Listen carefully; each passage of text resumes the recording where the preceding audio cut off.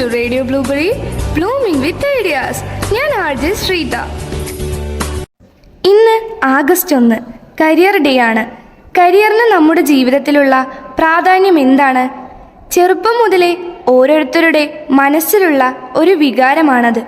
ഒരു കൊച്ചുകുട്ടിയോട് വലുതാകുമ്പോൾ ആരാകണം എന്ന ചോദ്യത്തിന് അവൻ അല്ലെങ്കിൽ അവൾ ഉത്തരം പറയുന്നത് ഏതെങ്കിലും കരിയറിൻ്റെ പേരായിരിക്കും. Doctor, engineer, teacher, scientist, collector, pilot എന്നൊക്കെയായിരിക്കും. ഇതെല്ലാം കരിയറാണ്. ചെറുപ്പത്തിൽ ആഗ്രഹിച്ചത് തന്നെ വലുതാവുമ്പോൾ കൈവരിച്ചവർ ഉണ്ടാവും. ഇടയ്ക്ക് വെച്ച് ആഗ്രഹം മാറിയവരും ഉണ്ടാവാം. വഴിമാറി മറ്റൊരു മേഖലയിൽ എത്തിച്ചേർന്നവരും കാണും. ആഗ്രഹിച്ച തൊഴിൽ മേഖലയിൽ എത്തിച്ചേരാൻ പറ്റുക എന്നതൊരു സ്വപ്ന സാക്ഷാത്കാരമാണ്. അതിന് നാം ശരിക്കും ഫോക്കസ്ഡ് ആയിരിക്കണം.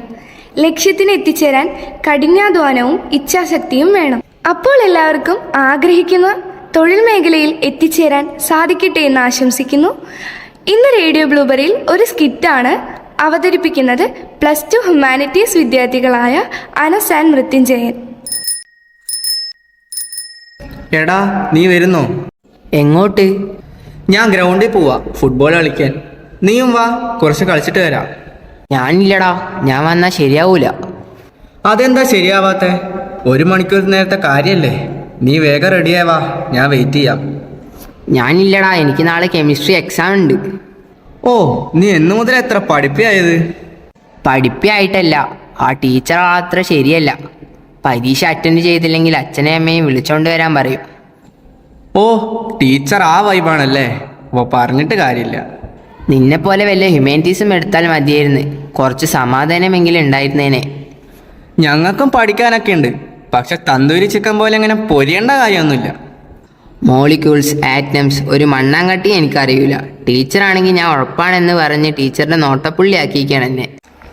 നിന്റെ തലക്കകത്ത് ഒന്നും ഇല്ലാത്തതാണ് കുഴപ്പമെന്ന് ടീച്ചർക്ക് ഇതുവരെ മനസ്സിലായില്ലേ? അതാടാ, ആ സത്യം ടീച്ചർ ഇനിയും മനസ്സിലാക്കിയിട്ടില്ല. പഠിക്കാഞ്ഞിട്ടാണെന്ന് പറഞ്ഞ് എന്നും വഴക്കിടും. എന്തേലും തലേ കയറിയിട്ട് വേണ്ടേ? ഫസ്റ്റ് ഇയർ പരീക്ഷയിൽ നീ കെമിസ്ട്രിയിൽ ജയിച്ചാ? എവിടെ? ഞാൻ ജയിച്ചിരുന്ന ടീച്ചർ ലീവ് എടുത്ത് ആഘോഷിച്ചേനെ. പാവം ആ ടീച്ചർ. ടിൻറ്റുമോൻ്റെ ചേട്ടനായി നിന്നെ പഠിപ്പിക്കുന്ന ആ ടീച്ചർ ഒരു ഗതികേടേ. ഓ, നീ ഹ്യൂമാനിറ്റി ആയതുകൊണ്ടല്ലേ നിനക്ക് ഈ അഹങ്കാരം? വയ്യാത്ത പണിക്ക് പോകണമെന്നോ? നിന്നോട് ആര് പറഞ്ഞ് ചുമക്കാൻ പറ്റാത്ത മല തോളത്തെടുത്ത് വെക്കാൻ? 10ാം ക്ലാസ് കഴിഞ്ഞപ്പോൾ ഞാൻ അമ്മയോട് എത്ര പറഞ്ഞു എന്നറിയോ? വല്ല ഹ്യൂമാനിറ്റീസോ കൊമേഴ്സോ എടുക്കാമെന്ന്.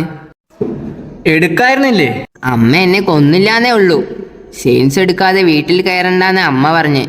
അയ്യോ, നിന്റെ അമ്മ അങ്ങനെ പറഞ്ഞ? പിന്നല്ലാതെ, ഞാൻ അമ്മയുടെ കാല് പിടിച്ച് പറഞ്ഞ് എനിക്ക് സയൻസ് വേണ്ടാന്ന്. ഹോട്ടൽ മാനേജ്മെൻറ്റാണ് ഇഷ്ടം, ഹ്യൂമാനിറ്റീസ് എടുത്തോളാംന്ന്. സയൻസ് അല്ലാതെ മറ്റൊന്നിനെയും പറ്റി ചിന്തിക്കണ്ടെന്ന് അമ്മ പറഞ്ഞ്. എൻ്റെ ഗതികേട്, അല്ലാതെ എന്ത് പറയാൻ? എന്നാലും അമ്മ വരുത്തി വെച്ചൊരു ഗതികേടേ, വല്ലാത്തൊരു മെനക്കേടായിപ്പോയി. മറ്റുള്ളവരുടെ താല്പര്യങ്ങൾക്കനുസരിച്ചല്ല ഒരു കുട്ടി താൻ എന്തു പഠിക്കണമെന്ന് തീരുമാനിക്കേണ്ടത്. തൻ്റെ അഭിരുചിക്കും താല്പര്യത്തിനും അനുസരിച്ചുള്ള കോഴ്സസ് ആണ് കുട്ടികൾ തിരഞ്ഞെടുക്കേണ്ടത്. അതിന് രക്ഷിതാക്കളുടെ പിന്തുണ കൂടി ആവുമ്പോഴാണ് അതിൽ വിജയിക്കാൻ ഒരു കുട്ടിക്ക് സാധിക്കുന്നത്. അതവർക്ക് ജീവിതത്തിൽ മുന്നേറാനുള്ള പ്രചോദനവും പാതയും തുറന്നു കൊടുക്കുമെന്ന് ഉറപ്പാണ്. ഇന്നത്തെ പരിപാടി ഇവിടെ അവസാനിക്കുന്നു. അടുത്ത ആഴ്ച കാണും വരെ ബൈ ഫ്രം ശ്രീത.